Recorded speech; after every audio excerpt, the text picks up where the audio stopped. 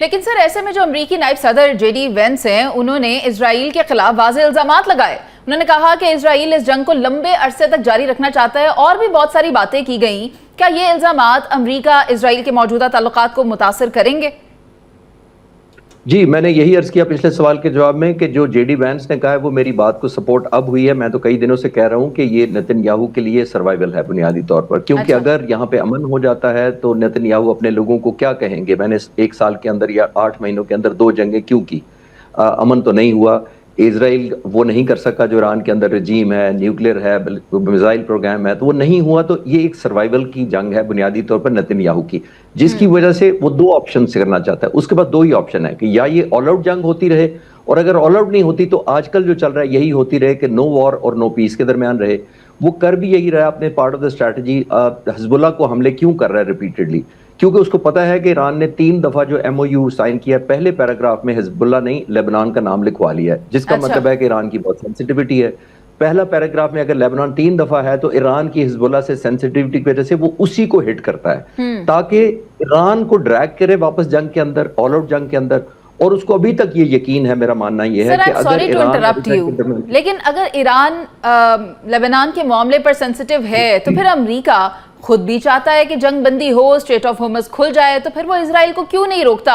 हमेशा से हम यही कहते आए हैं कि अमेरिका और इजराइल एक ही सिक्के के 2 रुख हैं। तो अगर अमेरिका चाहता है कि स्ट्रेट ऑफ होर्मुज़ खुले, जंग बंद हो, और हम ये अभी आगाज में भी कह रहे थे, आप भी कह रहे थे कि अमेरिका तो मजबूर हो गया, तो फिर वो इजराइल को रोकता क्यों नहीं?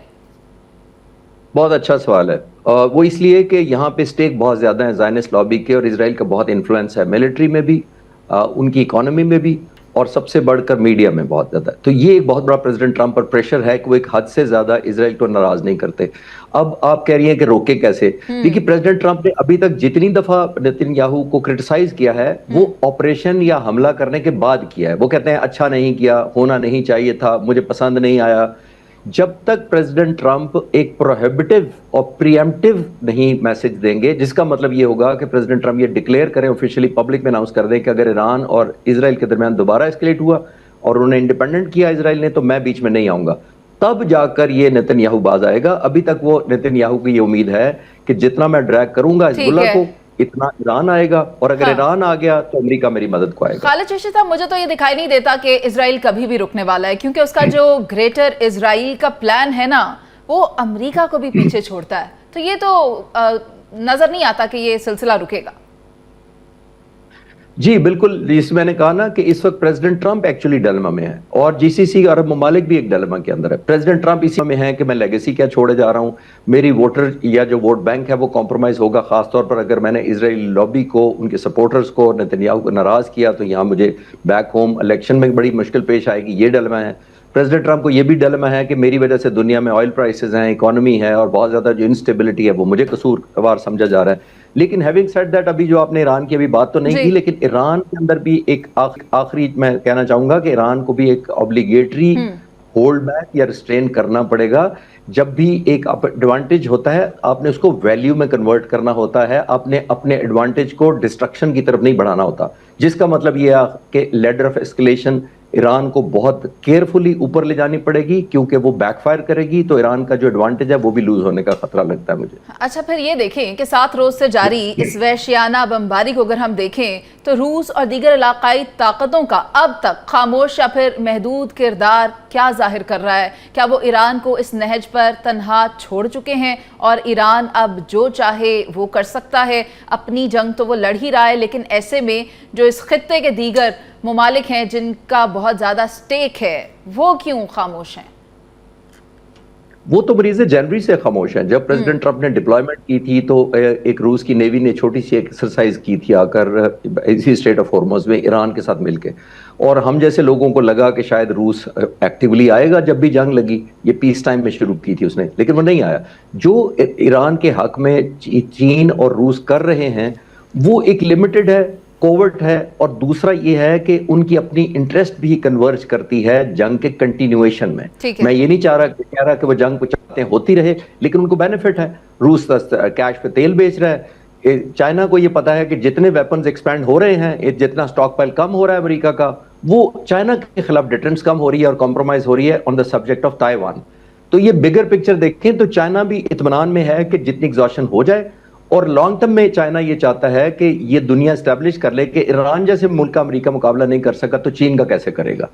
बात तो बड़ी इंटरेस्टिंग है आपकी। अगर चाइना ये देखना चाह रहा है कि अमेरिका ईरान के साथ जंग में किस पोजीशन पर है, तो ईरान के पास कितनी मिलिट्री माइट है, मैं ये जानना चाहूंगी। अभी आप भी देखें, उन्होंने कहा कि अगर 2 से 3 रोज तक ये जंग जारी रहती है तो फिर हम ऐसा हशर करेंगे कि ये याद रखेंगे, इनकी नस्लें याद रखेंगी। अमेरिका ऐसा क्या कर सकता है? ईरान ऐसा क्या कर सकता है? ईरान के पास क्या है? देखिए, ईरान के पास अगर कुछ था तो वो 40 दिनों की जंग के अंदर वो एस्केलेट कर चुका होता। हाँ, एक चीज अभी भी है जिस पे रुके हुए हैं दोनों साइडें, जो बहुत अच्छा हुआ, क्योंकि वो बड़ी खतरनाक डायमेंशन हो सकती है। अभी अमेरिकन ने इनके जो वाटर डिसलिनेशन प्लांट और बिजली घरों पे हमले किए हैं, लिमिटेड किए हैं बहुत। और आपको याद होगा 40 दिन की जंग में भी अमेरिकन प्रेसिडेंट ने शुरू किए थे, इजराइल ने शुरू किए, फिर अमेरिकन प्रेसिडेंट ने नेतन्याहू को रोक दिया था। उसकी वजह यह है कि स्टेट ऑफ हॉर्मुज़ के ऑपोजिट ओमान की जो कोस्ट है, उसके ऊपर तकरीबन 716 के करीब वाटर डिसलिनेशन प्लांट तमाम मिडिल ईस्ट को समंदर से पानी साफ करके मुहैया करते हैं। अच्छा। इन मुल्कों को जो 716 के करीब प्लांट हैं, वो कतर को देते हैं, वो यूएई को देते हैं, सऊदी अरब को देते हैं, ओमान को, ये पानी साफ देते हैं। अमेरिका चाहे तो पूरे मिडिल ईस्ट का पानी बंद कर सकता है। अमेरिका नहीं, ईरान करेगा, क्योंकि ईरान अगर ये इस तरह की कैंपेन शुरू कर दे, डिस्ट्रक्शन करनी, ड्रोन्स इन पर हमले, बिजली घर, देखिए वहां पे जो वाटर डिसलिनेशन प्लांट है वो पावर से चलते हैं और बिजली घर भी लगे हुए हैं साथ साथ। तो अगर ईरान उन बिजली घरों को तबाह करना शुरू कर दे तो वाटर डिसलिनेशन रुक जाएगी या कॉम्प्रोमाइज हो जाएगी। और सबसे खतरनाक बात यह है कि यूएई के पास सिर्फ तकरीबन 40 दिन का पानी की स्टोरेज का ऑप्शन है। सऊदी अरब, कतर और बाकी कुवैत, तमाम मुल्कों के पास 4 से 7 दिन की पानी की स्टोरेज की कैपेसिटी है। अब इमेजिन करें मिडिल ईस्ट का क्या नक्शा होगा अगर पानी की सप्लाई कॉम्प्रोमाइज हो जाए। अच्छा, लेकिन अगर मैं पाकिस्तान के हवाले से बिलखुसूस बात करूं तो खलीज में ईरानी जवाबी हमलों का मतलब हमारे अपने मैन्युफैक्चरिंग और जो रेमिटेंसेस के निज़ाम हैं वो क्रैश हो सकते हैं। इस्लामाबाद इस भयानक मंजरनामे से निपटने के लिए अब तक क्या होमवर्क कर चुका है? क्या स्ट्रैटेजी होगी? देखिए, वो तो गवर्नमेंट में जो लोग हैं, हमारी लीडरशिप है, वो बेहतर समझती होगी, लेकिन मैं सिर्फ अपना एक एनालिसिस ऑफर कर सकता हूँ कि पाकिस्तान गवर्नमेंट को, क्योंकि ये फोर्सी किया था, ऑयल के भी क्राइसिस हैं, रेमिटेंस के डेफिनेटली हैं, क्योंकि इंस्टेबिलिटी जितनी अब मिडिल ईस्ट के अंदर आई है, आपने देखा रेमिटेंस सारी दुनिया के इफेक्ट होंगे, क्योंकि कारोबार इफेक्ट हुआ है, होटलिंग इफेक्ट हुई है, टूरिज्म इफेक्ट हुई है, एयरलाइन इंडस्ट्री इफेक्ट हुई है। तो इतना कुछ होने के बावजूद इसीलिए आपने देखा कि न्यू फाउंड उन्होंने बिजनेस शुरू कर दिए, तेल की एक्सपोर्ट बढ़ा दी है, तेल की कीमत बहुत कम कर दी थी। तो आई होप एंड प्रे, हमें सबसे पहले तो ये करना चाहिए कि ईरान से डायरेक्ट, अब हमारे ताल्लुकात अमेरिका से बहुत अच्छे हैं, प्रेसिडेंट ट्रम्प हमें अप्रिशिएट करते हैं, हम एक रेलेवेंस गेन कर चुके हैं, लोगों को डिविडेंड्स पहुंचने चाहिए हमारी इस अचीवमेंट के, और वो है गैस पाइपलाइन फ्रॉम ईरान, ताकि हम दुनिया में जो भी इनसिक्योरिटी पैदा हो हम उससे बचे रहें।